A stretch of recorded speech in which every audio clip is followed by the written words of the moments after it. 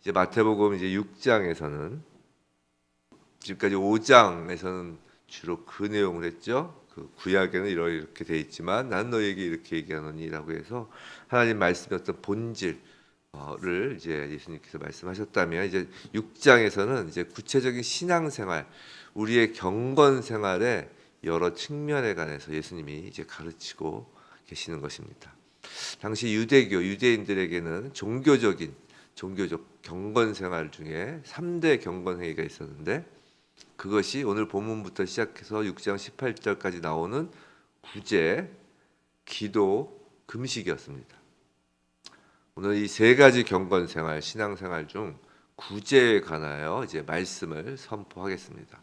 일단 1절은 이 구제와 기도와 금식 전체에 해당되는 이 말씀의 문을 여는 말씀입니다. 그리고 6장 1절로부터 18절까지 전체 말씀의 주제라는 것이죠. 결론이 1절입니다.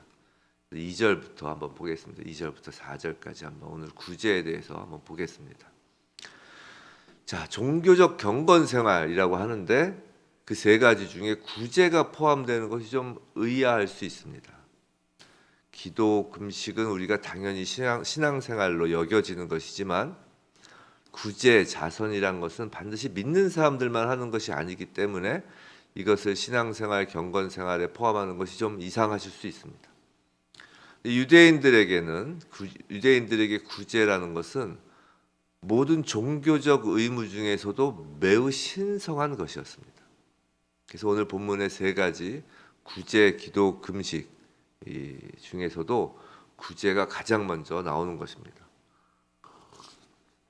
구제의 신성함이라고 하면 그것을 알 수 있는 것이 히브리어를 보면 아는데, 이 히브리어에서 의 아시죠?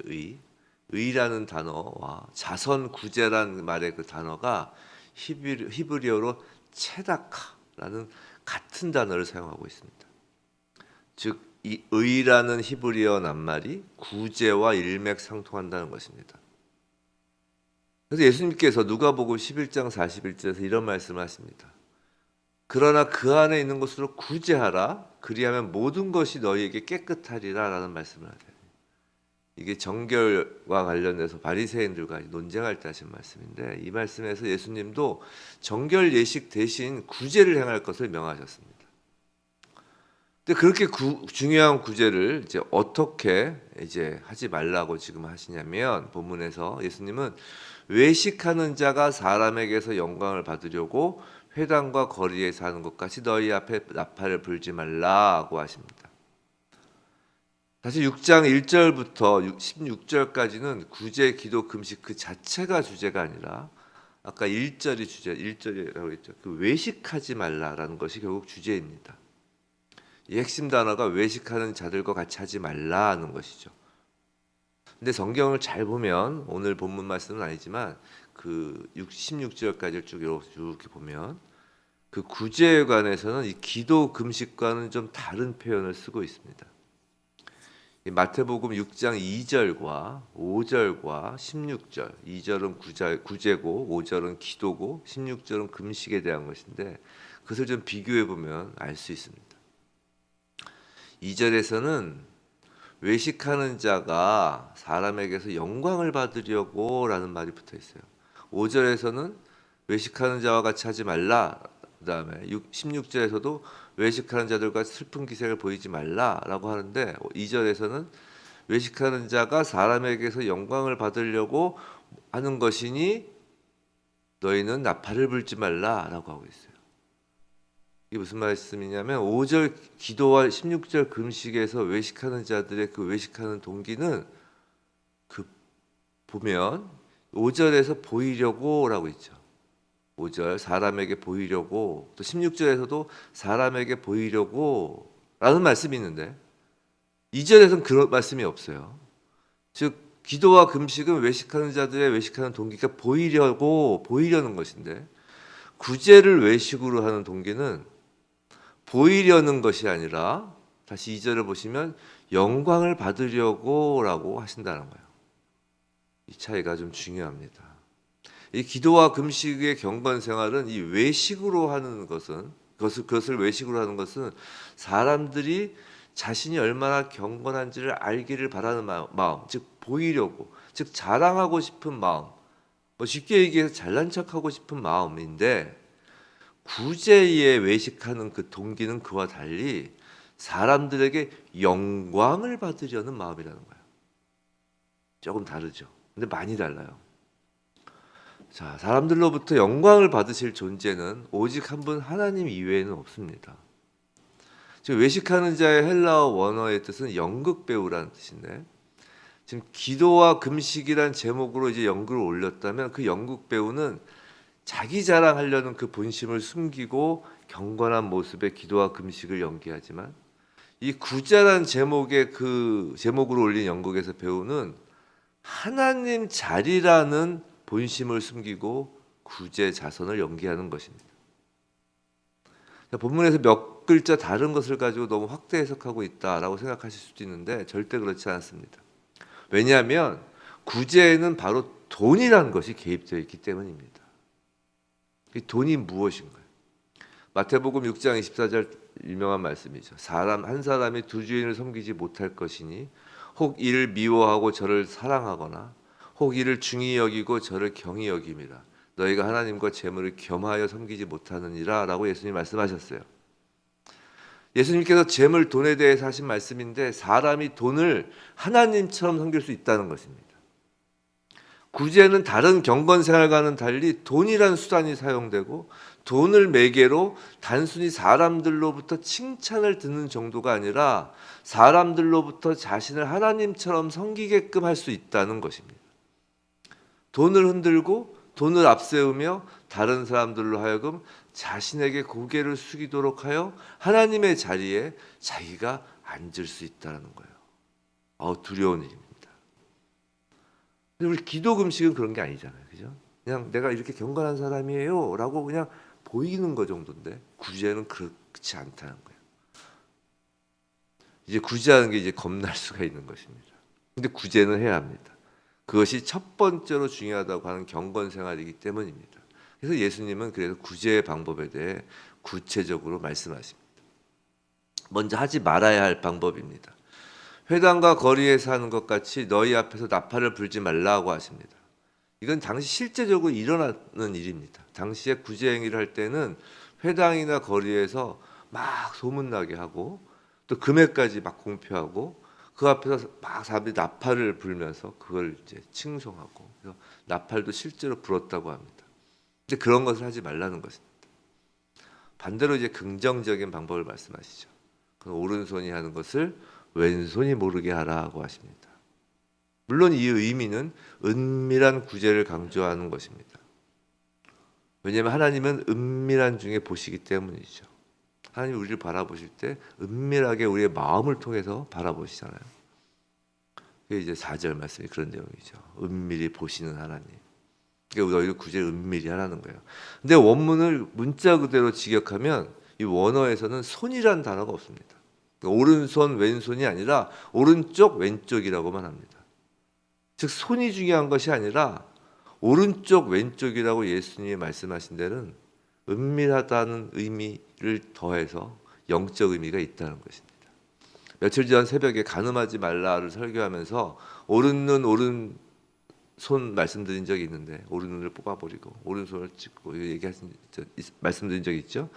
근데 특히 우와 좌를 특별히 대비하며 성경에 나올 때는 오른쪽이라고 하면 경건함, 존귀함, 선함 등을 상징하고 오늘 본문에서도 구제를 오른쪽이라고 해서 하는 것입니다.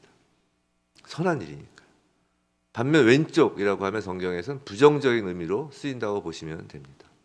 대표적으로 마지막 때에 양과 염소를 나누죠. 양이 어느 편으로 가라고 해서 그 양이 오른편으로 가는 거예요. 염소 왼편이고. 근데 그렇다고 해서 이거 너무 또 우리 막 그 성경이 안 나온 것까지 그렇게 생각하시면 안 되는 게 우리가 예수님 십자가에서 달리실 때 양쪽에 강도들이 달리잖아요. 근데 이래서 그런지 모르죠. 우편 강도가 이제 회개했다고 얘기를 하는데 성경에 그렇게 안 나와 있어요. 그냥 우편이라고 안 나와 있고 그냥 한쪽 다른 쪽 이렇게만 나와 있어요. 근데 다만 이제 오른편이 선한 것이기 때문에 나중에 사람들이 그렇게 얘기를 하는 것뿐입니다. 근데 아마 이런 이런 식으로 쭉 성경에 된 걸 보면 우편 강도가 맞을 수도 있다라는 생각이 저는 듭니다. 근데 성경에 나온 건 아니에요. Anyway, 어쨌든 자, 본문에서 오른손이 하는 것을 왼손이 모르게 하라라는 것은 선한 일, 구제를 하는 오른손이 하는 것을 왼손, 즉 악한 것이 알게 하지 말라는 의미인 거예요. 자, 구제의 선한 의지에 악한 의지, 충동, 감정이 틈타지 않게 하라는 것입니다. 더 구체적으로 말씀드리면 악한 것이라는 것은 사실 누굴 통해 오나요? 보통 사람을 통해 오고 그 사람은 다름 아닌 저희 자신입니다. 이 말은 내 안에 아직 남아있는 죄성이 알아차리지 못할 정도로, 즉 자기 자신조차 모르게 구제를 하라는 것인데, 쉽게 말해서 구제를 하면서 마음속에 나의 의가 올라오도록 하지 말라는 거예요. 자, 구제도 경건생활, 신앙생활이라고 하였습니다. 우리의 경건신앙은 그것이 구제이든 기도이든 금식이든 나의 의가 아니라 하나님의 의가 드러나야 하는 것입니다. 근데 하나님의 의를 나의 의로 대체한다면 그것이야말로 하나님의 영광을 가로채는 것입니다. 하나님의 의라는 오른쪽이 하는 일을 왼쪽 나의 의가 알아차려서 나의 의가 하나님의 의 자리를 대신하지 못하게 하는 거예요. 그게 1절 말씀이에요. 결론이라고 그랬죠. 1절이. 그들 앞에서 너희 의를 행하지 않도록 주의하라는 거예요. 오늘 본문의 주제이자 본문을 여는 6장 1절을 이 헬라어 원문에서 보면, 헬라어 원문에서는 어떤 단어가 제일 먼저 나오냐면 주의하라입니다. 예수님이 항상 강조하실 때 전에 그 축복, 팔복 얘기할 때도 했죠. 너희를 축복하노라 해서 그 축복선을 먼저 하신 것처럼 여기서는 주의하라가 첫 번째로 나오는 단어예요. 헬라어 원어로는 프로세케테인데, 프로세케테. 그러면서 16절까지 쭉 6장 전체를 쭉 가시는 거예요. 주의하라 하고서 6장을 이제 기록하시는 겁니다. 원어 프로세케테의 그 본래의 뜻은 이제 막 걸음마를 배워서 걸음에 서툰 아이를 이렇게 따라가면서 이렇게 막 세심한 주의를 기울이는 정도로 주의하라는 것입니다. 우리가 어린아기라고 그랬죠. 어린아기. 그러니까 우리를 따라가면서 우리의 마음이 어린아기를 따라가서 막 넘어질까봐 주의하는 것처럼 우리 자신을 주의하라는 거예요. 한눈 팔지 말고 눈을 떼지 않는 거잖아요. 어린아기를 보는 사람은. 그렇게 우리 자신의 마음에 한눈 팔지 말고 눈을 떼지 말라는 거예요.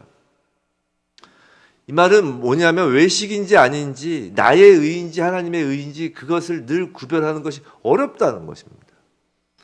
단순히 보여지는 문제가 아니라 내 마음속의 문제이기 때문에 어려운 것입니다. 이 마음이라는 건 그래서 매우 세심한 주의를 기울이고 조심하지 않고서는 나의 의인지 하나님의 의인지, 이제 외식인지 아닌지를 구별하기가 어려운 것입니다. 그걸 예수님이 너무 잘 아시기에 첫 일성을 우리가 정신이 확 들도록 프로세케테, 주의하라라고 하시는 것입니다. 뒤뚱거리며 넘어질 것 같이 아슬아슬 걷는 저희들 앞에서 부모의 사랑이 가득 담긴 그 마음으로 저희를 보시고 조심해!